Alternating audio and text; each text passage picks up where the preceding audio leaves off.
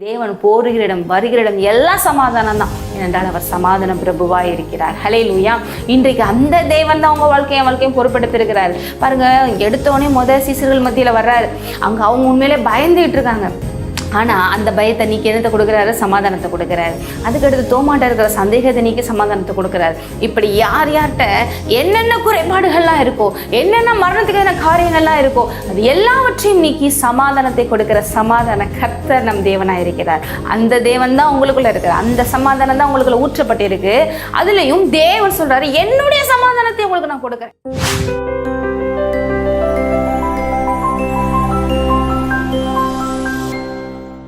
Praise the Lord.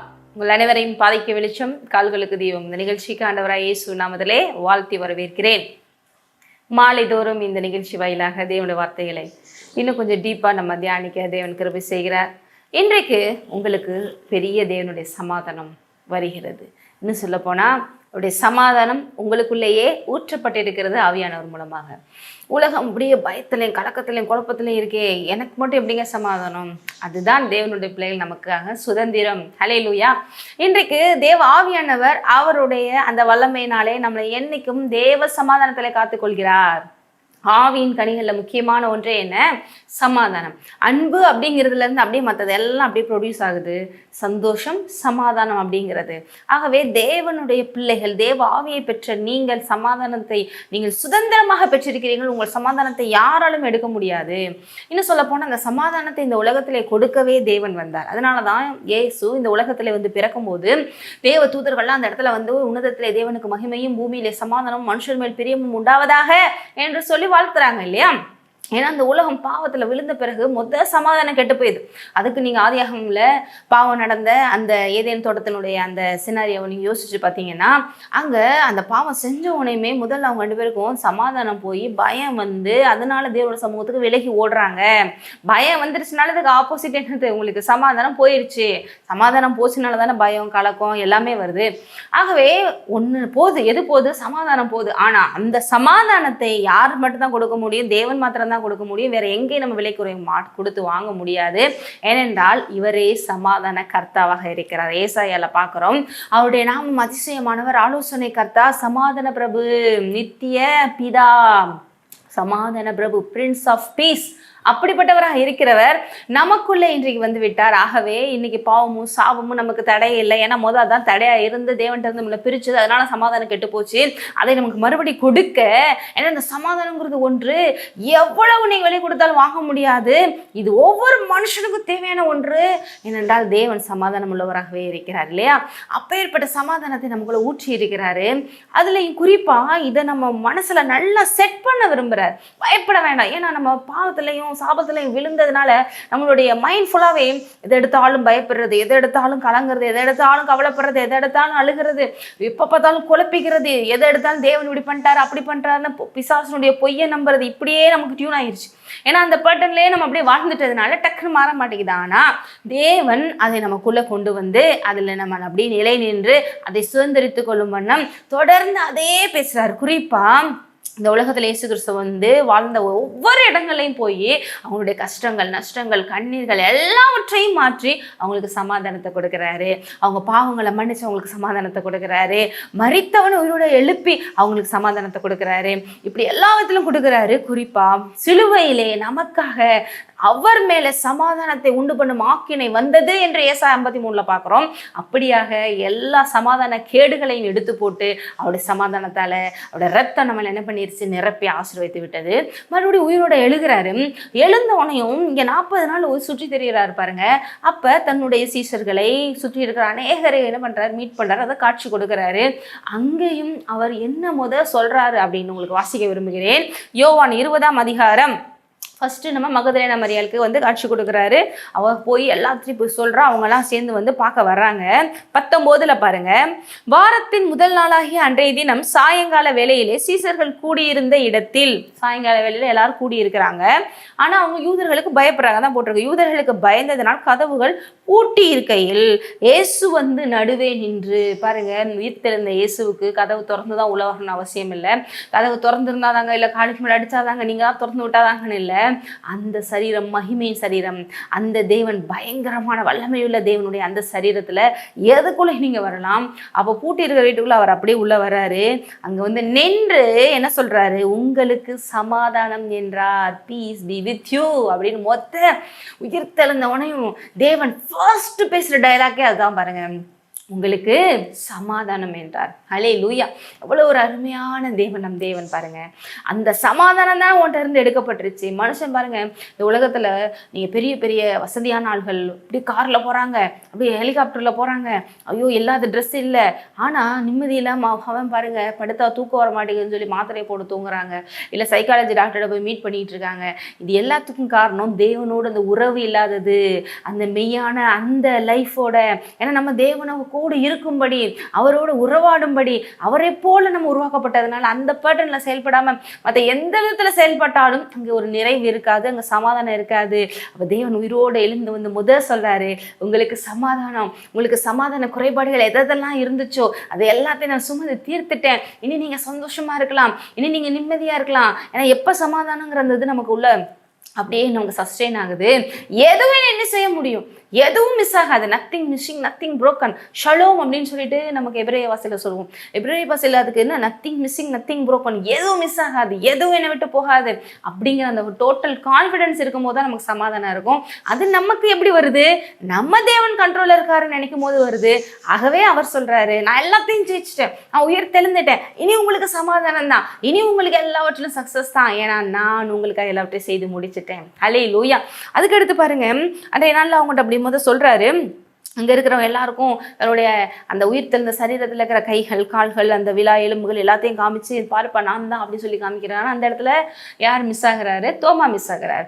மறுபடியும் தோமாட்ட போய் சொல்றாங்க, இந்த மாதிரி நாங்கள் ஆண்டவரை பார்த்தோம், இந்த மாதிரி உயிர் தெழுந்துட்டாரு. இல்லை நான் நம்ப மாட்டேன், நான் அவரை டச் பண்ணி பார்க்கணும், டெஸ்ட் பண்ணி பார்க்கணும்னு நிறைய பேர் சொல்றேன். அதுக்கடுத்து கரெக்டாக ஒரு வாரம் கழிச்சு 8 நாளைக்கு பின்பு அவங்க எல்லாம் மறுபடியும் கூடியிருக்காங்க. அந்த இடத்துல மறுபடியும் என்ன பண்றாரு, ஏசு தோமா இருக்கிற டைம் பார்த்து கரெக்டாக வர்றாரு. அப்பையும் கதவுகள் பூட்டப்பட்டு இருந்தது. இதெல்லாம் கரெக்டாக நோட் பண்ணணும் பாருங்க. அப்பொழுது இயேசு வந்து நடுவே நின்று உங்களுக்கு சமாதானம் என்றார். ஹல்லேலூயா. மறுபடியும் அந்த இடத்துல உங்களுக்கு சமாதானம். தேவன் ஒவ்வொரு தடவையும் உனக்கு சமாதானம், உனக்கு சமாதானன்றாரு. இன்னைக்கு உங்களையும் பார்த்து உங்களுக்கு சமாதானன்றாரு. இங்கே தோமாவை பார்த்தோன்னே ஏன்பா தோமா நம்ப மாட்டேன் அப்படின்லாம் கோவப்படலை. ஐயோ தோமாவால் புரிஞ்சுக்கொள்ள முடியலன்னு சொல்லி அவனோட அந்த பலவீனத்தை, அவனோட அந்த வீக்னஸில் அவர் தன்னுடைய பலத்தை காமிச்சு அவனுடைய லெவலுக்கு இறங்கி அவனுடைய மனக்குழப்பத்தை மாற்றி அவனை தொட செய்தீங்க பாரு நான் தான் அப்படின்னு சொல்லி உடனே அவர் என் ஆண்டவரே என் தேவனேன்னு சொல்லி அன்றைக்கு அவர் இருதயத்தில் இருக்கிற குழப்பங்கள், பயங்கள், அதரியங்கள் எல்லாம் நீங்கி அங்கே தோமாவுக்கு ஒரு சமாதானம் வருது. இப்படி தேவன் போருகிற இடம் வருகிற இடம் எல்லாம் சமாதானம் தான். ஏனென்றால் அவர் சமாதான பிரபுவாக இருக்கிறார். ஹல்லேலூயா. இன்றைக்கு அந்த தேவன் தான் அவங்க வாழ்க்கையும் பொறுப்பெடுத்திருக்கிறார். பாருங்க, எடுத்தோடனே முதல் சீசர்கள் மத்தியில் வர்றாரு. அங்க அவங்க உண்மையிலே பயந்துகிட்டு இருக்காங்க. ஆனா அந்த பயத்தை நீக்கி என்னத்தை கொடுக்குறாரு, சமாதானத்தை கொடுக்குறாரு. அதுக்கடுத்து தோமாட்ட இருக்கிற சந்தேகத்தை நீக்கி சமாதானத்தை கொடுக்குறாரு. இப்படி யார் யார்கிட்ட என்னென்ன குறைபாடுகள்லாம் இருக்கோ, என்னென்ன மரணத்துக்கான காரியங்கள்லாம் இருக்கோ, அது எல்லாவற்றையும் நீக்கி சமாதானத்தை கொடுக்கிற சமாதான கர்த்தர் நம் தேவனாக இருக்கிறார். அந்த தேவன் தான் உங்களுக்குள்ள இருக்கிறார். அந்த சமாதானம் தான் உங்களுக்குள்ள ஊற்றப்பட்டிருக்கு. அதுலயும் தேவன் சொல்றாரு, என்னுடைய சமாதானத்தை உங்களுக்கு நான் கொடுக்குறேன். யோவான்ல அதே இதுல 14 பாருங்க. ஏன்னா அந்த உலகத்தில் சமாதானம் அப்படிங்கிறது வந்து அவங்க ஆர்டிஃபிஷியலாக சில விஷயங்களை எடுக்க பார்க்குறாங்க. எப்படின்னா நாங்களும் சந்தோஷமாக தானே இருக்கோம், நாங்களும் சமாதானமாக தானே இருக்கோம், நாங்கள் கொஞ்சமாக இருந்தாலும் திருப்தியாக இருக்கோம்ல அப்படி சொல்லிட்டு சில விஷயங்களை வந்து அவங்களே வந்து என்ன சொல்கிறது, ஒரு பிரச்சனை இருக்குது, ஒரு போராட்டம் இருக்குது அப்படின்னா ஒன்று தப்பான முறைகளில் அதுலேருந்து வெளியில் வர ட்ரை பண்ணுறது, இல்லை மைண்டை நான் அப்படி எம்டி பண்ணுறேன், மெடிடேட் பண்ணுறேன் அப்படிங்கிறத ட்ரை பண்ணுறது. இப்படி ஏதோ விதத்துலலாம் போய் ட்ரை பண்ணி பார்த்து கடைசியில் என்ன பண்ணுறாங்க, மறுபடியும் அந்த பிரச்சனை அதிகம் தான் படுத்துகிறாங்க, சமாதானம் கிடைக்கல. இல்லை நான் சொன்ன மாதிரி தூக்கு மாத்திரையை போட்டுட்டு விட்டுறது. இந்த மாதிரி எந்த விதத்திலும் அந்த சமாதானம் உங்களுக்கு கிடைக்காது. உண்மையான மெய்யான தேவ சமாதானம் தேவன் வந்தால்தான் கிடைக்கும். அவர் சொல்றாரு யோவான் 14 பாருங்க 27 ஆவியானவரை பற்றி பேசுறாரு. நான் சொன்னேன் அந்த ஆவியானவர் தான் உங்களுக்குள்ள அந்த சமாதானத்தை கொண்டு வருமே. அந்த ஆவியானவர் தான் உங்களுக்குள்ள 24/7 ஒர்க் அவுட் பண்ணி ஒவ்வொரு நிமிஷம் உங்களை தேற்றுறாரு. ஏன்னா அவர் தேற்ற வாழ்னா இருக்கிறார், ஆலோசனை கர்த்தாவாக இருக்கிறாரு. நீங்க எந்த நேரத்தில் என்ன பண்றதுன்னு தெரியாம குழம்பும் போது அவர் வந்து சொல்யூஷனை கொடுக்கிறாரு, அவர் வந்து விடுதலையை கொடுக்கிறாரு, அவர் உங்களுக்காக யுத்தம் செய்ய வர்றாரு. இயேசு சொன்ன வார்த்தைகளை நினைப்பூட்டுகிறாரு, உங்களை பரிசுத்தத்துக்குள்ள காத்துக்கொள்ள உதவி செய்கிறாரு, எந்த விதத்திலும் பிசாசனுடைய வஞ்சனையில சூழ்ச்சியில சிக்கிக்கொள்ளாமல் உதவி செய்கிறாரு. இப்படி தொடர்ந்து நம்மளுடைய ரட்சிப்பை காத்து நம்ம முடிவு பரியந்தம் வெற்றி பெற அவரே நமக்கு ஆவியனும் அச்சாரமா இருக்கிறாரு. ஆகவே நம்ம சமாதானத்தை நம்ம மிஸ் பண்ணவே மாட்டோம். நமக்கு சமாதானம் என்னைக்கு இருக்கும். குறிப்பா 27 சொல்றாரு, சமாதானத்தை உங்களுக்கு வைத்து போகிறேன், என்னுடைய சமாதானத்தையே உங்களுக்கு கொடுக்குறேன். எனக்குள்ள இந்த சமாதானம் இருக்கு. அது ஆவியானவர் எனக்குள்ள இருந்து இந்த உலகத்துல நான் ஒரு மனுஷனா வாழ்ந்தாலும் நான் சமாதானத்தோடு வாழும்படி செய்தார். எல்லா மரணத்தையும் ஜெயிக்கும்படி செய்கிறார். இந்த சமாதானத்தை தான் நான் உங்களுக்கு கொடுக்குறேன். இன்னும் சொல்ல போனா தேவன் இந்த உலகத்திலே எவ்வளோ பிரச்சனைகள் இருந்தாலும் அவர் அசையாம எல்லாம் நல்லபடியா நடக்கும், நான் பார்த்துக்கிறேன்னு சொல்லி ஒரு கான்ஃபிடென்ட்ல ஒரு லெவல்ல இருக்காரு. பார்த்தீங்களா? அந்த டைப் ஆஃப் பீஸ் அவருடைய பீஸையே நமக்கு கொடுக்கிறாரு. உலகம் கொடுக்கிற பிரகாரம் நான் உங்களுக்கு கொடுக்கறதில்லை, உங்கள் இருதயம் பயப்படாமலும் கலங்காமலும் இருப்பதாக. ஹல்லேலூயா. ஆகவே பாருங்க, சமாதானம் வந்துருச்சுனாலே நிறைவானது வரும்பொழுது ஆட்டோமேட்டிக்கா என்ன ஓடிடும்? குறைவானது ஓடி போய். அப்ப சமாதானம் எனக்குள்ள தேவன் ஊற்றி இருக்கிறார், நான் எதுக்கும் பயப்பட மாட்டேன், கலங்க மாட்டேன், ஆட்டோமேட்டிக்கா வந்துடும். பாருங்க, இது கேட்குறவங்களுக்கு இப்பளே வந்துருச்சுன்னு நினைக்கிறேன். இன்னும் சொல்ல போனா சில விஷயங்கள் பாருங்க, இந்த சமாதானம் எந்த லெவலுக்கு உங்கள் லைஃப்பில் கிரியேட் செய்யணுங்கிறது தேவன் வாக்குத்தத்தமாகவே ஏசாயால நமக்கு சொல்லியிருக்காரு. இந்த சமாதானம் உங்களோட நின்றுமா? இல்லை, உங்கள்கிட்ட இருந்து அநேகருக்கு இது நீங்கள் ஆசீர்வாதமாக கொண்டு போய் சேர்க்க போகிறீங்க. 66 ஏசாயால 12 அந்த வசனத்தை வாசிக்க விரும்புகிறேன் உங்களுக்கு. ஏன்னா தேவன் எதை கொடுத்தாலும் அது உங்களுக்கும் ஆசீர்வாதமாக இருந்து அநேகருக்கு உங்களை ஆசீர்வாதம் ஆக்குறது தான் தேவனுடைய விருப்பம். அப்படியாக 66ஆம் அதிகாரத்தில் இயேசு கிறிஸ்து இப்படி வருவார், உங்களுடைய எல்லா கஷ்ட நஷ்டங்களையும் மாற்றுவார், இப்படி மெஸ்ஸியா வந்த பிறகு உங்க வாழ்க்கை எப்படி இருக்கும், இந்த மாதிரி அநேக ப்ராஃபசிஸ் வாக்குத்தத்தங்கள் நமக்கு ஏசாயால இருக்கு. அதுல குறிப்பா 66ஆம் அதிகாரத்துல 12 கர்த்தர் சொல்லுகிறது என்னவென்றால், இதோ நான் சமாதானத்தை ஒரு நதியை போலவும் ஜாதிகளின் மகிமையை புரண்டு ஓடுகிற ஆற்றை போலவும் அவளிடமாய் பாயும்படி செய்கிறேன். அதாவது எருசலேம் பக்கம், அதாவது மறுபடியும் நான் எடுத்து கட்டுவேன், எருசலேம் மறுரூபமாக்குவேன். இன்றைக்கு நம்ம வாழ்க்கை அவர் வந்திருக்காரு இல்லையா, நம்ம இழந்து போனதெல்லாம் தருகுவாரு. எப்படி சமாதானத்தை ஒரு நதியை போல என்ன பண்றாராம்? பாய செய்கிறாரு. ஜாதிகளின் மகிமை, இங்க சில இடங்கள்ல பாருங்க, தமிழ்ல இன்னும் சில டிரான்ஸ்லேஷன்ஸ்லாம் இருக்கு, அதுல நான் உங்களுக்கு சமாதானத்தை கொடுப்பேன், இந்த சமாதானம் உங்களுக்கு பெருக்கெடுத்து வரும் ஆற்றினை போல பாயும், அனைத்து நாடுகளில் உள்ள செல்வங்களும் உன்னிடத்தில் பாய்ந்து வரும் அப்படிங்கிற மாதிரிலாம் டிரான்ஸ்லேட் பண்றாங்க. அந்த செல்வம் வெள்ளம் போல வரும், உங்களுக்கு ப்ராஸ்பரிட்டி வரும், எல்லா இடத்துல இருந்து வரும். எப்படி வருமா? வெள்ளம் ஒவ்வொன்று எப்படி மொத்தமாக நிற்குமோ, அடிச்சுட்டு கொண்டு போடுமோ, அதே போல் எல்லா இடத்துல இருந்து உங்களுக்கு தேவையான செல்வம் வரும். நீங்கள் சிறு குழந்தைகளை போன்று இருப்பீர்கள், நீங்கள் பாலை குடிப்பீர்கள். இங்கே போட்டிருக்கு இல்லையா, என்ன தொடர்ந்து இந்த வசனத்துலையும் பாருங்க. இதையும் உங்களுக்கு அப்படி சைட் பை சைடாக வாசிக்கிறேன். அப்பொழுது நீங்கள் முளைப்பாலை குடிப்பீர்கள் இருக்கு இல்லையா, இங்கே நீங்கள் அதாவது சிறு குழந்தைகளை போல உங்களை பாலை குடிக்க வச்சு இடுப்புல ஏந்தி காலில் போட்டு தாளாட்டி இப்படியாக தேவன் உங்களை அவ்வளோ கேர் பண்ணுவாருன்னு சொல்லப்படுகிறது. இடுப்பில் வைத்து சுமக்கப்படுவீர்கள், முழங்காலில் வைத்து தாளாட்டப்படுவீர்கள், ஒரு தாய் தேற்றுவது போல நான் உங்களை தேற்றுவேன் அப்படின்றார் இல்லையா, இங்கே அதான் சொல்லியிருக்கு. இங்கே பாலை குடிப்பீர்கள் அப்படின்னா செல்வம், உங்களுக்கு தேவையான எல்லா விதத்திலும் இந்த ப்ராஸ்பரிட்டிங்கிறது கையில் வர்ற அந்த மணி மட்டும் இல்லை, எல்லா வகையிலும் நீங்கள் பேரோடு புகழோடு சீரோடு சிறப்போடு வாழும்படி தேவன் செய்வாராம். நான் உங்களை தூக்கி எனது கைகளில் வைத்துக் கொள்வேன், நான் உங்களை எனது முழங்காலில் வைத்து தாளாட்டுவேன். இப்படியாக ஒரு லைஃப். அதுலேயும் ஃபர்ஸ்ட் பாருங்க, உங்களுக்கு சமாதானத்தை கொடுப்பேன், இந்த சமாதானம் உங்களுக்கு பெருக்கெடுத்து வரும் ஆற்றினை போல பாயும். அதுலேயும் குறிப்பாக இங்கே எப்படி போட்டிருக்குன்னா நதி போல பாயும். இந்த நதி பாருங்க போகிக்கிட்டே இருக்கும், ஒரு இடத்துல நிற்காது இல்லையா, குளம் குட்டை மாதிரி இடத்துல நிற்காது. அப்போ உங்களுடைய வாழ்க்கையில் உங்கள் சமாதானம் அப்படியே தொடர்ந்து போய்கிட்டே இருக்கு பாருங்க. நீங்கள் உங்களுக்கு அந்த சமாதானம் அப்படியே அன்லிமிட்டடாக ஒரு இடத்துல வத்தி போகிற மாதிரி இல்லாமல் அது அப்படியே ஓடிக்கொண்டே இருக்கிறதாக, அது ஒரு அன்லிமிட்டடாக, அதை யாராலும் தடுத்து நிறுத்த முடியாததாக இருக்கு. மேலும் அது அப்படியே போகிற இடம்லாம் எல்லா வறண்ட பூமிகளெல்லாம் எல்லாத்தையும் செழிப்பாக்கிட்டு போகிறது போல உங்கள் வாழ்க்கையில் இருக்கிற எல்லா வறட்சியான விஷயங்களையும் செழிப்பாக்கி மேலும் உங்களுக்குள்ள அது நல்லா ஃபில் ஆகி பாருங்க. நீங்கள் இவ்வளோ ஓவர் கம் பண்ணி இவ்வளோ விஷயத்துல நீங்கள் ஜெயிச்சு சமாதானமாக இருக்கும் போது உங்களால் அநேகருக்கு சமாதானம் கிடைச்சா அந்த நதி பாருங்க எல்லா இடத்துலையும் பாய்ந்து நீங்கள் அதுக்கடுத்து உங்கள் சமாதானத்தை இன்னும் மற்ற இடங்களையும் பாய விட்டு அநேகருக்கு ஆசீர்வாதமாகவும் இருப்பீர்கள். ஹல்லேலூயா.